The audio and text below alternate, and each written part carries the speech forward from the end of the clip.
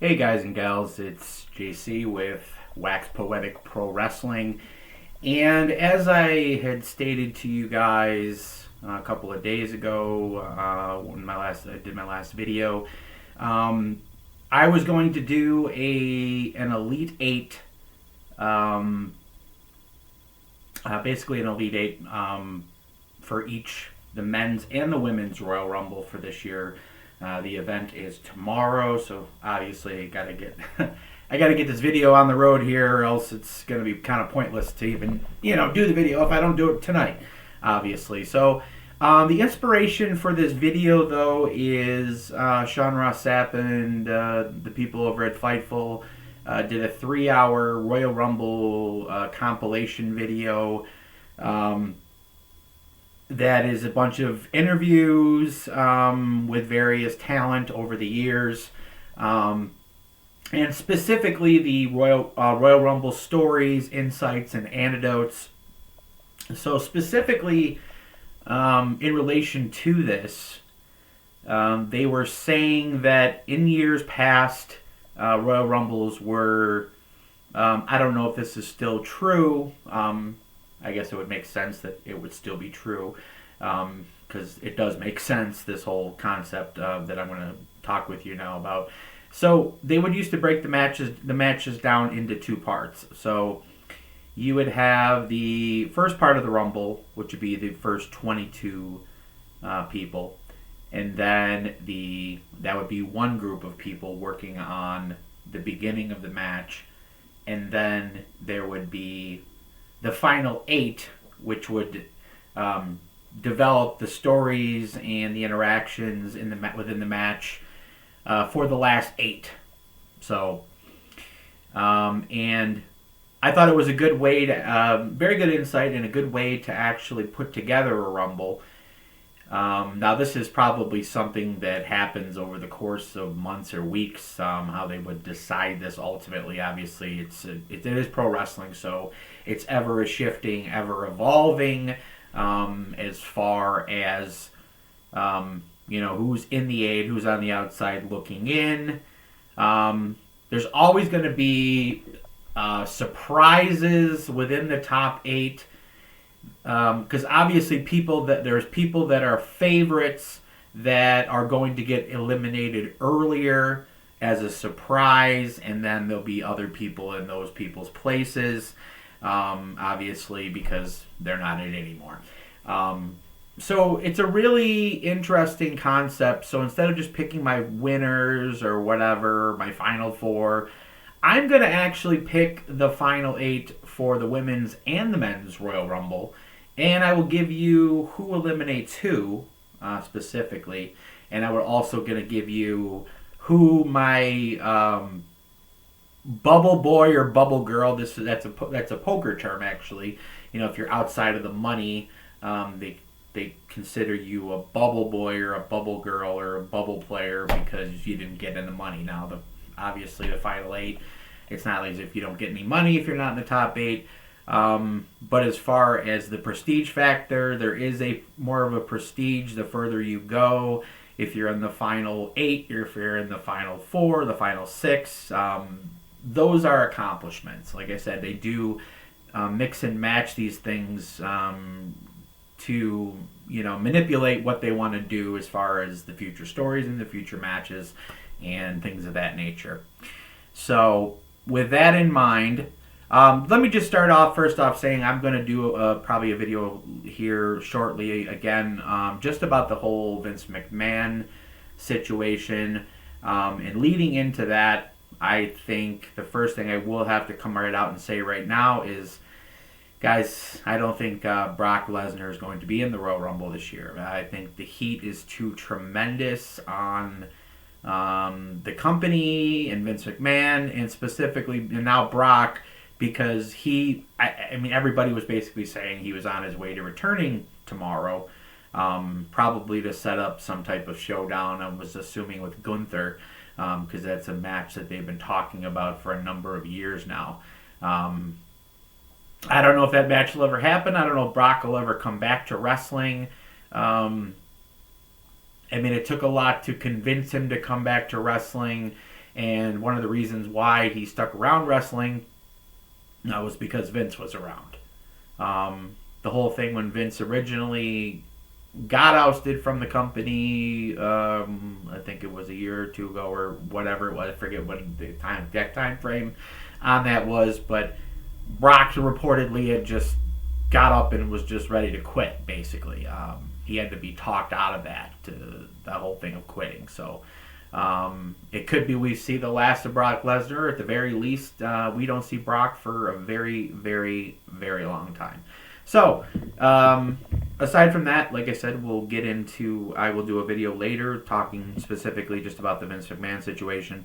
But, on to the Royal Rumble, the fun stuff. We want to at least enjoy the Royal Rumble tomorrow. I know there's a dark cloud hanging over us, this whole thing right now, but at the same time, Royal Rumble is always a very enjoyable pay-per-view, so let's try to support the performers and everyone else at the company that is not Vince McMahon.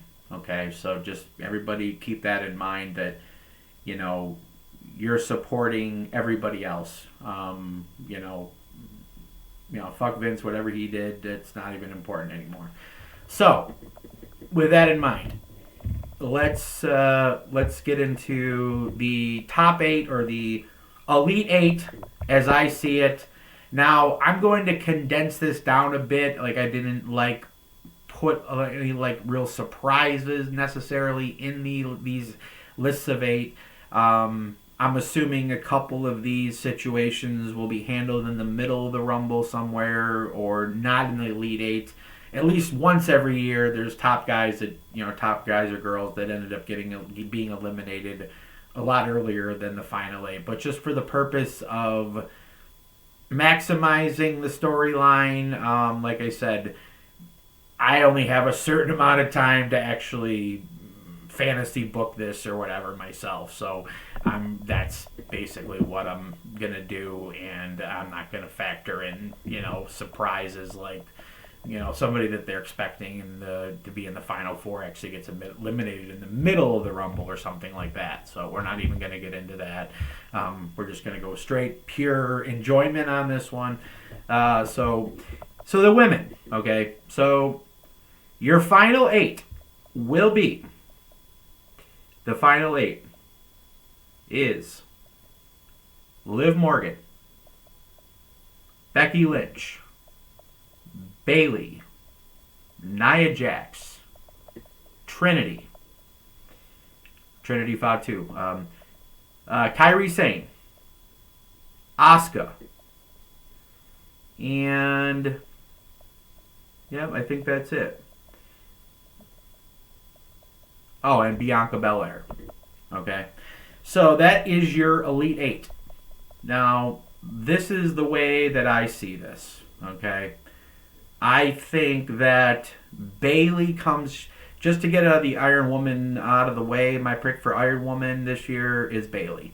I feel like this is the year that they start. This is where they really, really start to turn the tide here as far as Bayley's babyface turn here. And I think a long Rumble appearance that really showcases her talents is a good way to start as far as starting to turn the tide with the fans and heading back towards a mega babyface push down the road here. So I feel like she's going to start at 5, and she's obviously going to get down to the Elite 8.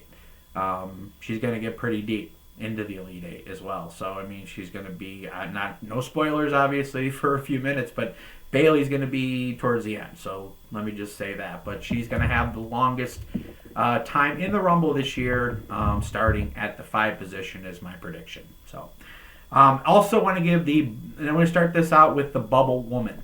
Okay? Bubble Woman, Jade Cargill. Okay? Jade Cargill is going to make her WWE debut. This is perfect because we are not going to know which brand she's on, whether it's Raw, SmackDown, or NXT.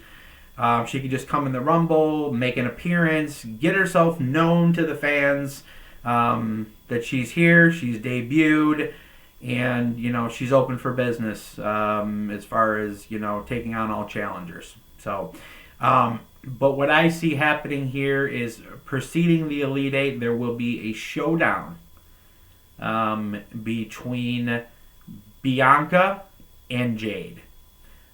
This is almost a battle of mirror images in a way, just because these two women are both just incredible athletes, just incredible physical specimens, and I feel as if, like I said, they do mirror each other, and this is a match that they're going to push at some point in the future as a big match. Could be a future WrestleMania main event.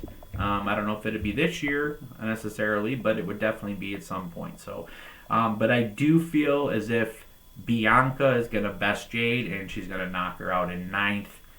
And that's going to basically start the rift, the ongoing rift between Bianca Belair and Jade Cargill. My prediction is Jade will be in NXT for 6 months to a year at least. But this is just a planting of seeds here that Bianca's going to knock her out. So that would be really good booking as far as I'm concerned. So the next thing would be Nia Jax eliminates Liv Morgan. Now, Liv Morgan will be returning to WWE with this return to the Royal Rumble. She's going to have another pretty good showing. I think she's going to last at least 20 to 30 minutes. She made it almost the whole way last year. So I have a hard time believing she's not going to be in there probably for at least 30 minutes this year. But I do see her getting eliminated by Nia Jax. Nia Jax in this Rumble is going to be kind of like the big bully in a lot of ways in this match.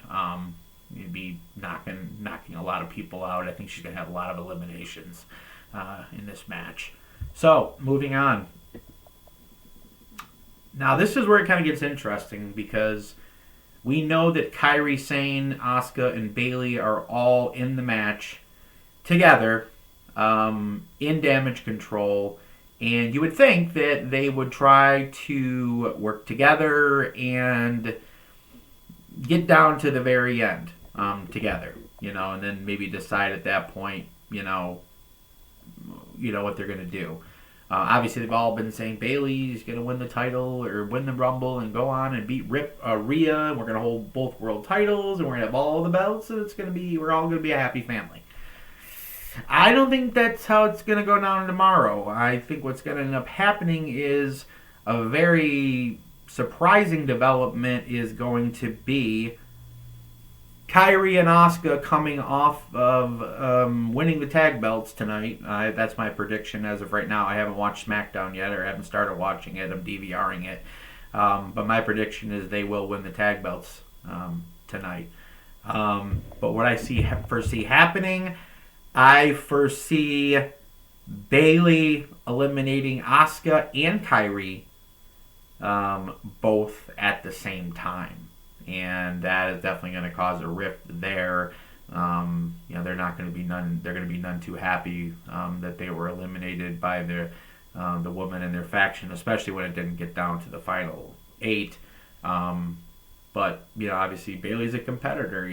She, no friends in the Rumble type thing, I suppose. So I think that's going to continue the rift, continue to develop the rift. The next thing I see happening will be Nia Jax eliminates Bianca Belair, and Bianca would be the fifth to last.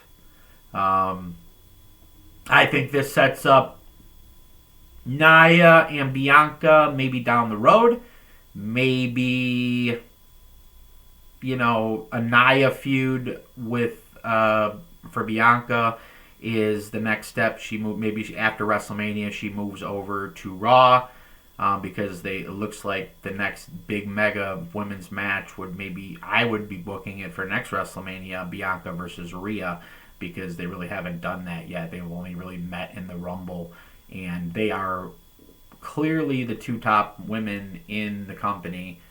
Hence that they're on the video game together, so obviously that makes sense.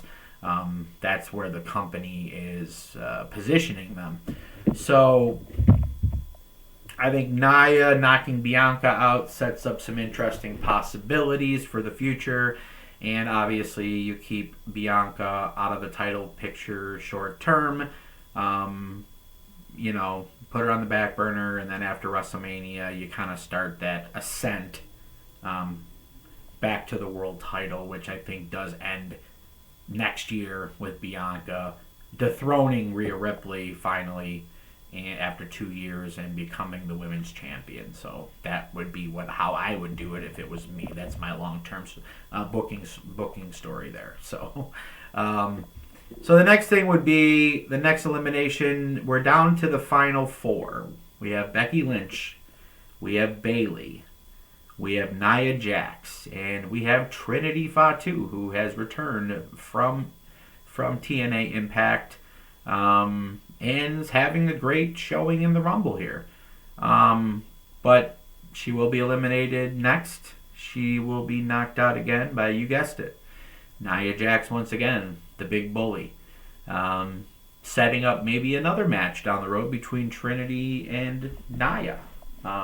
So that's how I would see that going. And then it gets kind of interesting because we have the final 3. We have Nia, we have Bayley, and we have Becky Lynch. I believe that Becky Lynch and Bayley somehow come to an agreement because they used to be in the 4 Horsewomen together in NXT. They somehow come to an agreement, right, that they're going to work together and try to eliminate Nia Jax together.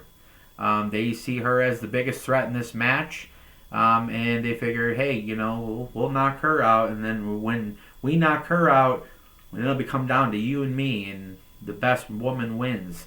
This also leans the crowd and the audience towards being on Bayley's side. I think teaming up with Becky Lynch in this situation temporarily within this match will create a little bit of goodwill with the fans. I believe in their minds that, oh wow, that's really great. Becky and Bayley teaming up together to take on the big bad bully Nia Jax, and they will be successful. They will double eliminate Nia Jax. So Nia Jax gets eliminated from the Rumble. That also protects or continues a Nia-Becky Lynch feud that's still unresolved at this point. Last we saw, Nia had squashed Becky in a televised match. So obviously this whole situation is not over. Okay, it's far from being over. So this is just another brick in the wall, as they say, when Becky Lynch and Bayley eliminate Nia Jax together. Then it gets down to 2 of the 4 horsewomen. Yes, Becky Lynch and Bayley. I think they're going to go at it tooth and nail for a few minutes. Very similar to last year, the epicness at the end of both women's and men's matches last year with Cody and Gunther, and well, it was kind of a 3-way epic thing with Asuka and Liv and Rhea last year. But it's going to be some drama. They're going to go at it for quite a while. But I think what the difference here is going to be is Io Sky is going to come out at the end of this Women's Rumble, and it's going to appear as if she is trying to help Bayley win this match win the Rumble. But somehow I believe it's going to backfire, and she's going to end up costing Bayley this match, and ultimately Becky will eliminate Bayley and win the 2024 Royal Rumble and move on to WrestleMania to wrestle Rhea Ripley for the Women's Championship at WrestleMania in Philadelphia. So, and That's how I see this going. And so my winner is Becky Lynch. And I think that the ending of this match will continue to put bricks in the wall and the dominoes are going to start to fall as far as Bayley leaving Damage Control and ultimately challenging Io Sky for the world title and ultimately winning it. I believe that's what's going to happen. I believe after this is over, there's going to be a lot of drama within Damage Control, and what is actually going to end up happening is Bayley will be in the Elimination Chamber, and the winner of that will get a title shot against Io Sky, and she will win Elimination Chamber in Australia. And by the time she gets to WrestleMania, the whole hugger thing and the whole thing, well, I don't know if she's going to be 100% back to the hugger gimmick, but I believe there's going to be shades of her old babyface hugger character and new shades and a little bit of a heel spice thrown in there as well. It's going to be a newer, more mature, less naive Bayley that ends up ultimately winning against Io Sky at WrestleMania this year. But Becky Lynch will be winning the Royal Rumble this year and challenging Rhea Ripley. Okay, so moving on to the men's Royal Rumble. Okay, so I believe the Iron Man this year, because last year I believe he came in last. I think Cody will be the Iron Man this year, and he will be the Iron Man from the 7th position. I think he's going to last maybe 45 minutes or something like that, but he's going to have a really good performance. And I also believe that CM Punk is also going to, surprisingly in this one, end up coming in shortly after Cody. So I feel like those two are going to be in there all the way till almost the end. Obviously, they're in my Elite 8 here. So first off, 9th, CM Punk will eliminate Kevin Owens. I see Kevin Owens losing his match to Logan Paul for the U.S. Championship, and he decides on a whim to he's pissed off, and fuck this, I'm going to go win the world title. So he enters the Royal Rumble, and ultimately he ends up getting eliminated by CM Punk, who obviously there is past issues between those two, plus Kevin Owens is actually very good friends with the Young Bucks, so there is a little bit of a rift there anyways. There's definitely a story to be written or told there, so I believe they would be planting seeds for the future there, with CM Punk eliminating Kevin Owens in 9th. So then we get down to the Elite 8. Okay, so we have Damian Priest, returning Sheamus, Gunther, Jimmy Uso, Jey Uso, Sami Zayn, Drew McIntyre, and Solo Sikoa, CM Punk, and obviously Cody. So just to make sure. Yep. Okay, so that's actually 10. But I'm I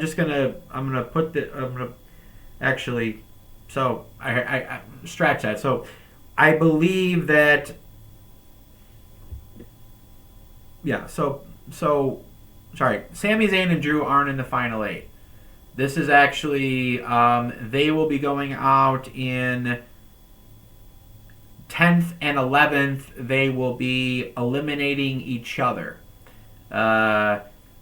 Sami Zayn will come in as a surprise entrant, and he and Drew will end up eliminating each other in the 10th and 11th positions. So that starts a feud between Drew McIntyre and Sami Zayn. That'll lead for the next couple of months.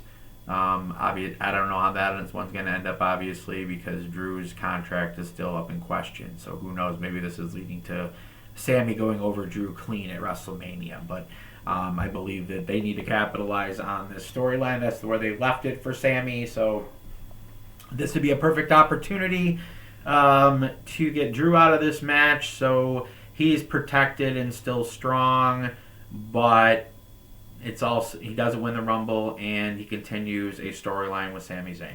So, but getting back to 9th, obviously, like I said, was Kevin Owens. I'm sorry, I got those mixed up there in my list here. So, but anyway, so just for Sami and Drew, 10th and 11th. Kevin Owens 9th, and okay, so now we are down to our Elite 8. We have Jimmy Uso, Jey Uso, Gunther, Sheamus, Damian Priest, Solo Sikoa, CM Punk, and Cody Rhodes. Okay, so first elimination from the final 8 will be Jimmy Uso eliminating Jey Uso. I think the money is on Jimmy versus Jey at WrestleMania to finally end this brother versus brother feud, and finally get this match on the biggest stage. So the next thing I see, I think directly after Jimmy eliminates Jey, Cody eliminates Jimmy. So that continues the Bloodline storyline, and Cody's, he got Jey over onto Raw, so that kind of still, you're connecting the dots there or whatever. So, next thing I see happening is a returning Sheamus eliminates Gunther. Yeah, guys. He eliminates Gunther in the 6th position from the last. I don't think Gunther is going to have as long of a performance this year in the Rumble. I think it will still be in the 20 to 30 minute range at the very least. But WWE very rarely lets guys go long or lets girls go long in the Rumble in consecutive years. So Gunther having the all-time record, I kind of think he's not going to get anywhere near that, and it's just too obvious that Gunther wins the Rumble this year. It just makes too much sense, I guess. I mean, if it happened, I wouldn't be upset about it at all. I mean, I love Gunther. I just don't see him doing it this year, So, yeah. So the next thing I see happening would be once Sheamus eliminates Gunther, Damian Priest will then eliminate Sheamus. And as soon as Sheamus gets eliminated, I believe Gunther will attack him and they will brawl around the arena, and that will set up some type of a showdown there. And I believe if this is booked correctly, there's no Brock Lesnar anymore, so to me, the next best story is this.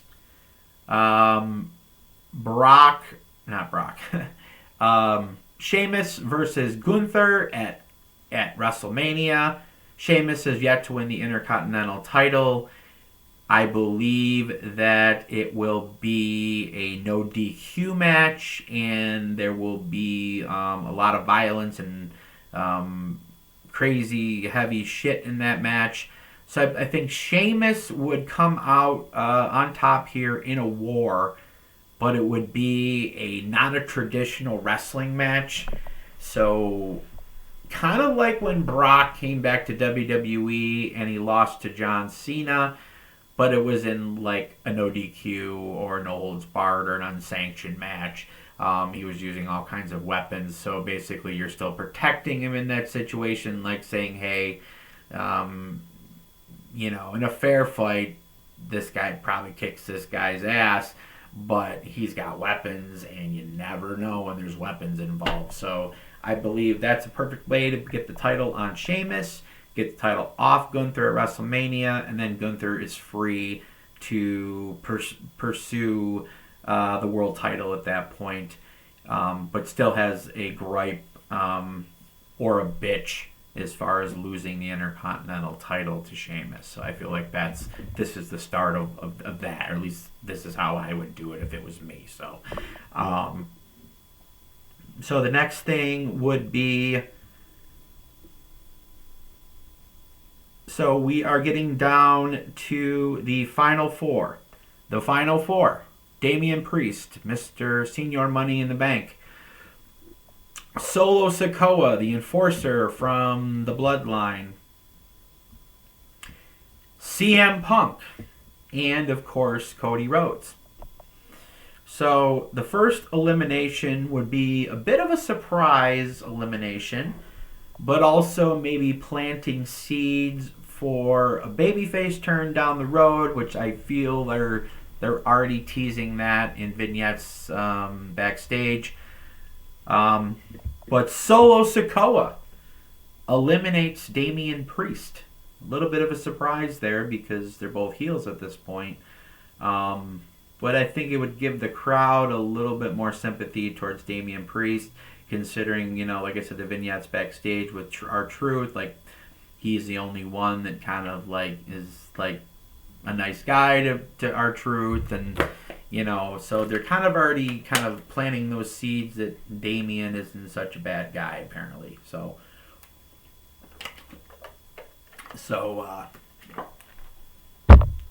next thing would be, we're down to the final three, and the next elimination I see is Cody Rhodes eliminates Solo Sikoa. So this is all like Cody eliminating the people in the Rumble that are most trying to get rid of him. Which would be Solo Sikoa or anybody from the Bloodline. So I believe Solo will be up against Punk and Cody here, and I believe he's going to get the best of them, actually 2-on-1 for a very short period of time, and I believe he's going to have Punk on the ropes, and Cody is going to come and he's going to help Punk, and he's going to eliminate Solo Sikoa for Punk and for himself, obviously, because he understands Solo's intentions in this match.